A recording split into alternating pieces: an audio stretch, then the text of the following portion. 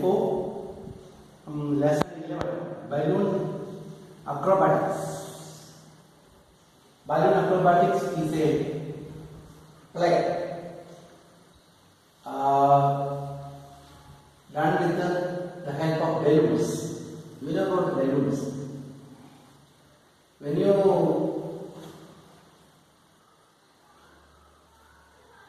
use a balloon and it filled with the air and tied with a rope and then pushed to the air, what happens? The balloon is flying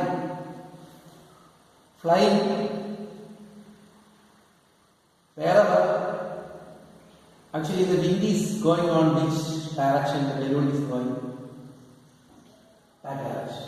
And nowadays, many adventures are flying in the atmosphere by using balloons, baskets.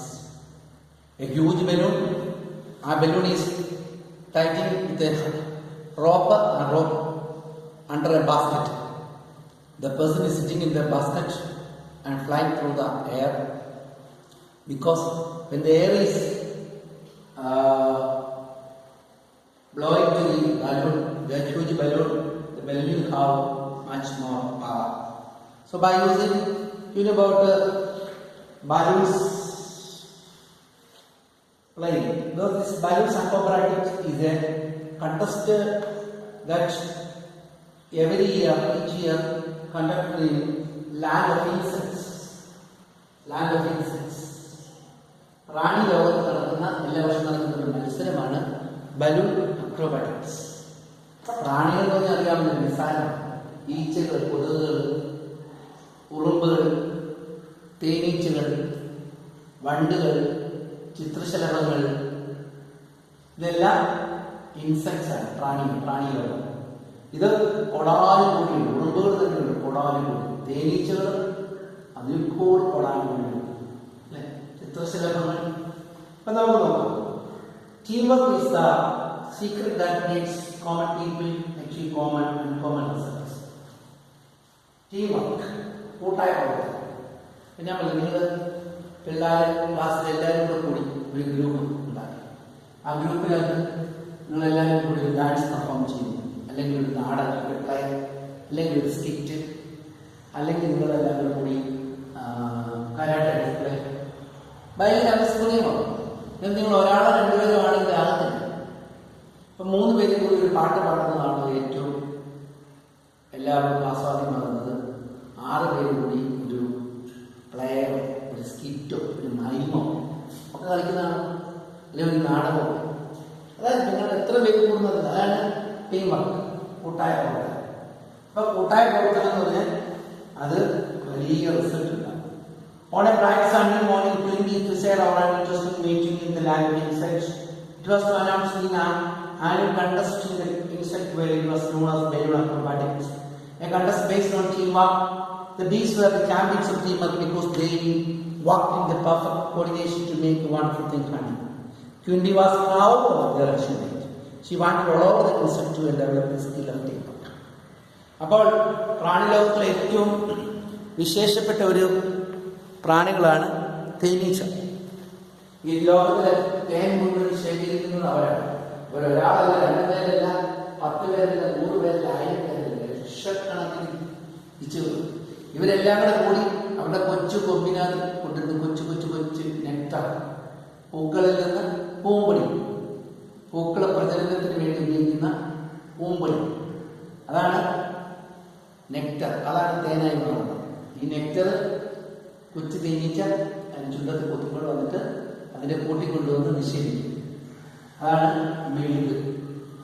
നിക്ഷേപിക്കുന്നത് ആ മെഴുകിൽ നിന്നാണ് എന്ത് വരുന്നത്? തേൻ വരുന്നത്. ആ മെഴുകിനെ പിടിയുമ്പോൾ തേൻ അറിയുന്നത്. അതുകൊണ്ട് തേനീച്ചയുടെ എപ്പോഴും തേനുണ്ട്. തേനീച്ച എളുപ്പം ഒട്ടിപ്പിടിക്കും, അല്ലേ? നമ്മളൊക്കെ വണ്ടി ഓടിക്കുമ്പോൾ പെട്ടെന്ന് തേനീച്ച ഒട്ടിപ്പിടിച്ച് ഒട്ടി കണ്ണിൽ പോയാൽ. അപ്പോൾ തേനീച്ചകൾ, അതുകൊണ്ട് തേനീച്ചകൾക്ക് കൂട്ടായ പ്രവർത്തനമുണ്ട്. അവരുടെ റാണി, ആ റാണി എവിടെ പോകുന്നു? 20 മീൻസ് തേനീച്ച റാണി. റാണി എവിടെ പോകുന്നു? അവിടുത്തെ ഈച്ചകളും പറയുന്നത്. റാണി എവിടെയിരുന്നാൽ ആ റാണിക്ക് ചുറ്റും വന്നിരിക്കും. ആ റാണി ഇരിക്കുന്നിടത്താണ് തേനുള്ളത്. നിങ്ങൾ വീട്ടിലൊക്കെ ശ്രദ്ധിച്ചാൽ അപ്പൊ അതുകൊണ്ട് അവരുടെ കൂട്ടായ പ്രവർത്തനത്തിന്റെ ഏറ്റവും വലിയതാണ്. അവരുടെ കൂട്ടായ പ്രവർത്തനത്തിന്റെ പ്രോഡക്റ്റാണ് ഹണി. എവരി ഇയർ നിങ്ങൾ 2 പേരുണ്ട്. വൻതേ ചെറുത് കൊച്ചു നമ്മുടെ വീട്ടിൽ കാണുന്ന പ്രാണികളാണ് ചെറുത്. മറ്റേ കാട്ടിൽ വലിയ മരങ്ങളിൽ കാണുന്ന മുട്ട തെളിച്ച് വലിപ്പോളം അതാണ് വൻതേ. പക്ഷെ ഗുണം ചെറുതയാണ്. വൻതേന് ഉപയോഗിക്കും. തേനില്ലാതെ വീട്ടിൽ സൂക്ഷിക്കണം. മുറിവുകൾക്ക് നല്ലതാണ്. മുറിവുകൾ കരുത്താം. പിന്നെ തേൻ കുടിച്ചാൽ ഓരോ ദിവസം കുടിച്ചാൽ വലിയ വണ്ണമൊന്നും വരത്തില്ല, രോഗങ്ങൾ വരത്തില്ല. അതിൽ തേന് വെളുത്തുള്ളി അരച്ച് തേനില്ലാതെ പക്ഷെ കൃമികൾക്കടി ഒന്നും ഉണ്ടാകത്തില്ല. ഏറ്റവും വലിയ പിള്ളേർക്ക് കൃമിക്കടി ഈ വേംസ്, പിൻ വേംസ് എന്നാണ്. ഇത് തേനി കലർത്തി വെളുത്തുള്ളി ചെന്നാൾ കൊടുക്കുമ്പോൾ ഈ വേംസ് ഒന്നും വരത്തില്ല. അപ്പം ഈ ചൊറിച്ചിലുള്ള ഗുഹ്യഭാഗങ്ങളിൽ വെളുത്തുള്ളി പൊളന്നിട്ട് വെള്ളത്തിൽ നിന്ന് കഴുകിച്ച് വെക്കാവുന്ന ഒരൊറ്റ വേംസ് വേണം. വരുന്ന വേംസ് എല്ലാം തട്ടും. കാരണം വെളുത്തുള്ളിൽ ഭയങ്കര ശക്തിയാണ്. അതിനകത്ത് അമിനോ ആസിഡുണ്ട്. ഈ അമിനോ ആസിഡ് വേംസിനെ എല്ലാം കൊല്ലും. നമുക്കൊരിക്കലും ഒരു അസ്വാസ്ഥ്യം ഉണ്ടാകും. ഒന്നാലും ഇവിടെ ശ്രമിച്ചാൽ ഒരിക്കലും വരത്തില്ല. അത്രയ്ക്ക് ഭയങ്കര ശക്തി വെളുത്തുള്ളി ഒന്ന് മുറിച്ച് ചെറിയ കഷ്ണം ചെറിയ പീസ് അത്രയ്ക്ക് ഒരു വെളുത്തുള്ളി തേനിച്ചാക്കി കഴിച്ചാൽ വേംസുകളെല്ലാം തട്ടും. അപ്പോൾ ഒട്ടുമിക്ക ഇതിനും ഭയങ്കര ഔഷധമാണ് തേനെന്ന് പറയുന്നത് കേട്ടോ. ഒരു സ്പൂൺ തേൻ കുടിക്കും പിള്ളേർക്ക്. ഓക്കെ, ഖാദി ഗ്രാമോദ്യോഗിന്റെ എല്ലാ തേൻ വിൽക്കുന്നുണ്ട്. ഇത് നല്ലൊരു കാട്ടിൽ നിൽക്കുന്ന തേന, സർക്കാർ എടുക്കുന്ന തേന്, സർക്കാരിന്റെ കടകളാണ് ഖാദി വിൽക്കുന്ന കട. അതിനകത്തൂടെ ഓക്കെ. അപ്പോൾ കണ്ടസ്റ്റ് എല്ലാ വർഷവും നടത്തും. അപ്പൊ അതിനുവേണ്ടി തേനീച്ചറാണി വന്നു ഇരുന്നു. കണ്ടസ്റ്റന്റ് എല്ലാവരും വിളിച്ചു. ബീസാണ് എപ്പോഴും ഈ ബലൂൺ വീർപ്പിച്ചിട്ട് അതിന്റെ സ്ട്രിങ് കിടക്കുന്നുണ്ട്. ഈ സ്ട്രിങ്ങുകളിൽ കൂടെ കയറി ബലൂണിനെ പറത്തി കളിക്കുന്ന പരിപാടിയാണ് ഇതിനകത്തെ കളി. അപ്പം എപ്പോഴും പക്ഷെ ഇപ്രാവശ്യം പുതുതായിട്ട് വന്ന ഒരുപാട് ഗ്രൂപ്പ് ഓഫ് ആൻസ്, ഉറുമ്പുകളുടെ കൂട്ടം. അപ്പൊ ഉറുമ്പുകൾ of course no one expect ants to do it specially. They were so tiny and light that no one had bothered to take part in the balloon acrobatics. But all the ants worked hard in this time to perfect coordination. By the day of the contest, they were well organized and prepared. കൊച്ചുറുമ്പുകൾ ഈ കളിക്ക് വന്ന പാരമ്പര്യ മൈനില്ല. ഈ കൊച്ചുറുമ്പുകൾ കഴിയില്ല. വലിയ വണ്ടുകളും അതുപോലെ ചിത്രശലഭങ്ങളും തേനീച്ചകളും ഒക്കെ ഉള്ള കളിയാണ്. ഈ കളിക്കകത്ത് ഈ പാവ ഉറുമ്പുകൾക്ക് എന്ത് ചെയ്യാൻ പറ്റുമെന്ന് എല്ലാവരും ചിന്തിച്ചു. പക്ഷേ ഉണ്ണികൾ എല്ലായിടത്തും ആയിരക്കണക്കിന് ഉറുമ്പുകൾ ഒരുമിച്ചു.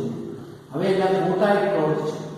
And so the competition began. Different insects came performing beautiful items in balloons as the fireflies എന്ന് പറയുന്നത് നമ്മുടെ ഈ പാല പോലത്തെ സാധനങ്ങൾ. അപ്പൊ ഇതെല്ലാം കളികൾ കളിച്ചു. എല്ലാവരും ഭയങ്കര. പക്ഷേ ഉറുമ്പുകളൊക്കെ വിലയിരുന്നു. The little ants shared just one balloon amongst them and one by one climbed up the balloon string, forming a thin black thread of ants. When the whole string was covered, the last ant climbed over the thin mesh to reach the balloon. Once there was the space released to the very top of the balloon. ഇത് സംഭവിച്ചു. ബലൂണിന്റെ നീക്കിടക്കുന്ന ഈ ചരട് ഓരോ ഉറുമ്പുകളും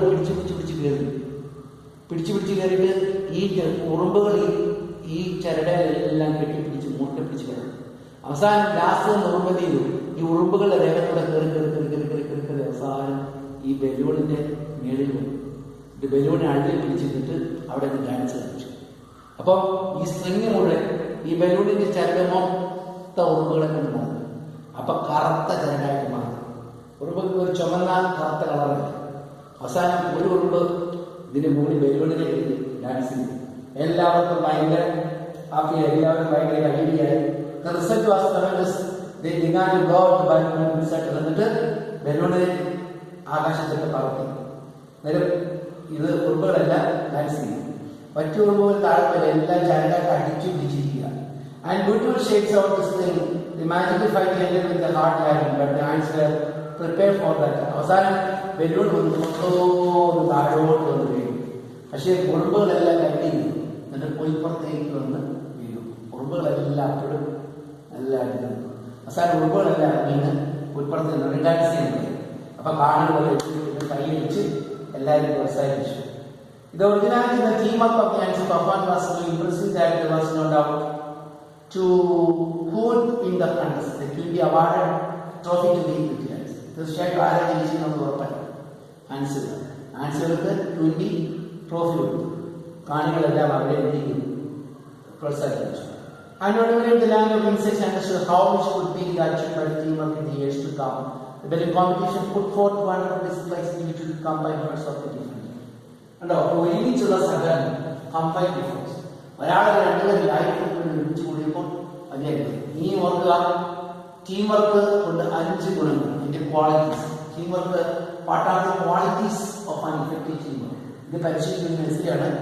അതിന്റെ mark ചെയ്തിട്ടുള്ളത് set ചെയ്യാം. 2000 March 10 mark Messi. 5 പോയിന്റുകൾ. 1, work hard for the team. ടീമിന്റെ വിജയത്തിന് വേണ്ടി അശ്രാന്ത പരിശ്രമം ചെയ്യുക. 2, മെയിൻറ്റെയിൻ പെർഫെക്റ്റ് ഡിസിപ്ലിൻ. അച്ചടക്കം വളരുക. സ്കൂളിലായാലും വീട്ടിലായാലും അച്ചടക്കം വരും. അതുകൊണ്ട് എല്ലാവരും നിയമം അനുസരിക്കണം. ശബ്ദിക്കുന്നതിന് ശബ്ദിക്കുക, എഴുതണമെന്ന് പറഞ്ഞാൽ എഴുതണം, വായിക്കണമെന്ന് പറഞ്ഞാൽ വായിക്കണം, എഴുതണമെന്ന് പറഞ്ഞാൽ എഴുതണം, പൊക്കോളാന്ന് പറഞ്ഞാൽ ഉണ്ടോ, വരണമെന്ന് പറഞ്ഞാൽ വരണം. ഇതാണ്. അതുപോലെ 3, case for other team work. മറ്റുള്ള ടീമിലെ മറ്റുള്ളവർ എപ്പോഴും പരിഗണിക്കുക. അവർക്ക് എന്തെങ്കിലും പ്രശ്നമുണ്ടോ, ബുദ്ധിമുട്ടുണ്ടോ, എന്തെങ്കിലും ഉണ്ടോ. 4, 5, ഒബേ ടീം. ലീഡർ എടുക്കുന്നത് സ്കൂളിൽ പ്രിൻസിപ്പൽ എന്ന് പറയുന്ന അതാണ്, വീട്ടിൽ ഫാദർ എന്ന് പറയുന്ന അതാണ്.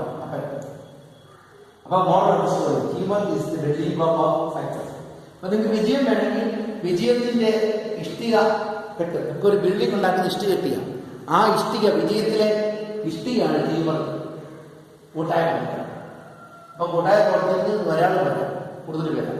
ഒരുമിച്ച് പ്രവർത്തിച്ച വിജയം ഉറപ്പാണ്. Okay, watch the video, write all these Malayalam in the book and also write these notes to the notebook. Okay, say.